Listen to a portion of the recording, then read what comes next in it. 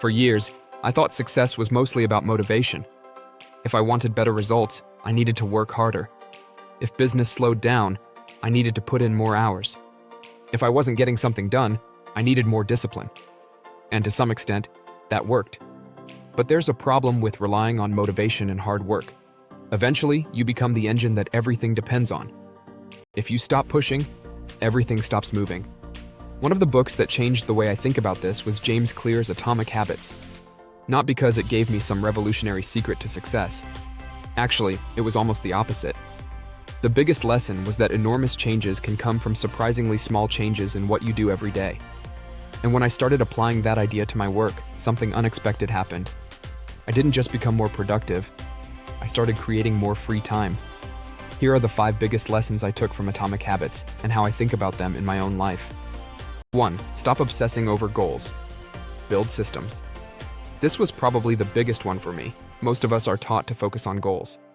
I want to make $100,000. I want to lose 20 pounds. I want to start a business. I want to get promoted. Goals are useful because they give you a destination. But a destination doesn't tell you how you're going to get there. Imagine 2 salespeople both want to become the #1 salesperson at their company. They have the exact same goal. One prospects whenever he feels motivated. The other has a system. Every morning he contacts 20 prospects. Every lead goes into the same pipeline. Every follow-up gets scheduled immediately. Every Friday he reviews his numbers. Same goal. Completely different process. That's the distinction that really stuck with me. I started thinking less about what result do I want, and more about what would have to happen consistently for that result to become almost inevitable. That changed how I approached business.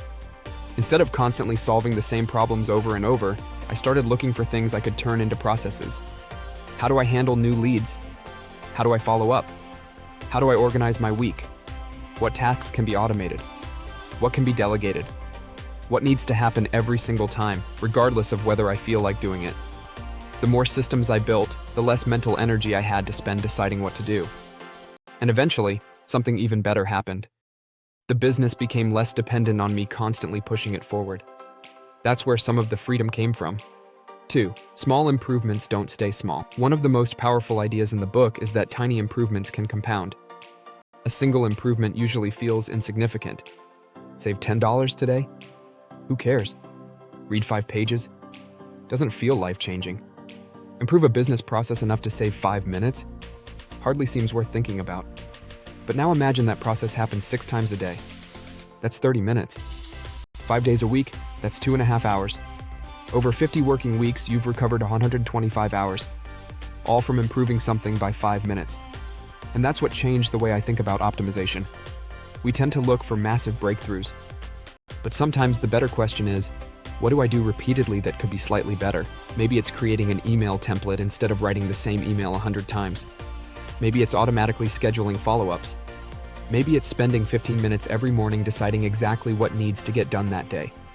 None of these things transforms your life tomorrow. But that's the point.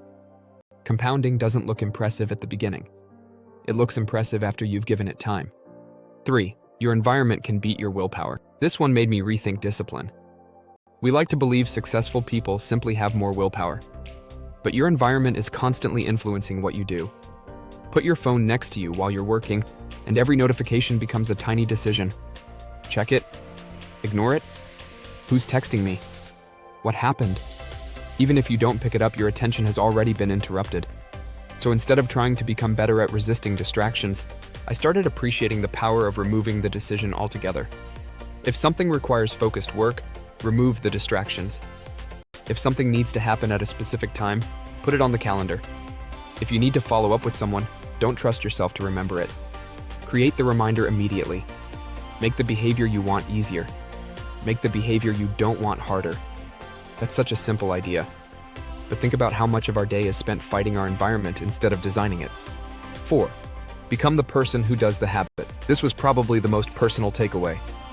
There's a big difference between saying, I want to become more organized, and I'm someone who has a system. One focuses on something you're trying to achieve. The other becomes part of how you see yourself. And that matters because individual actions become evidence. You plan your day today. That's one vote for being organized. You do it again tomorrow. Another vote.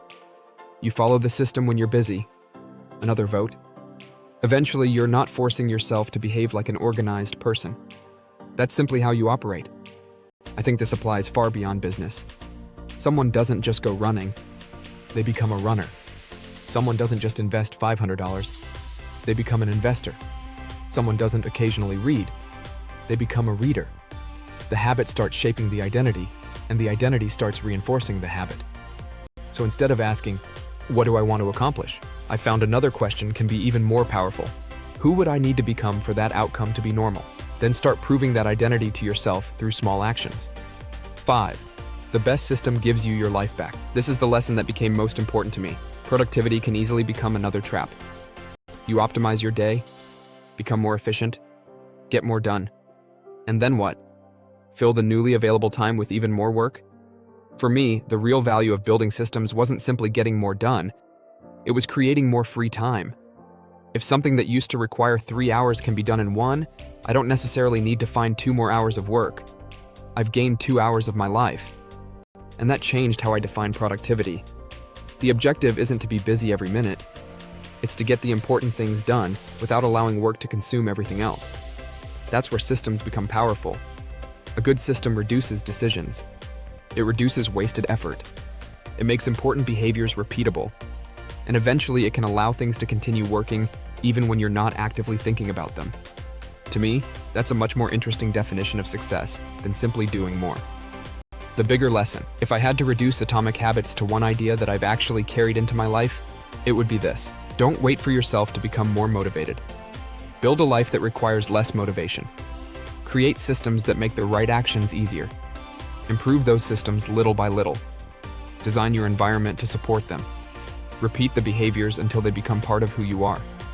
And don't measure the success of those systems only by how much more work you can produce.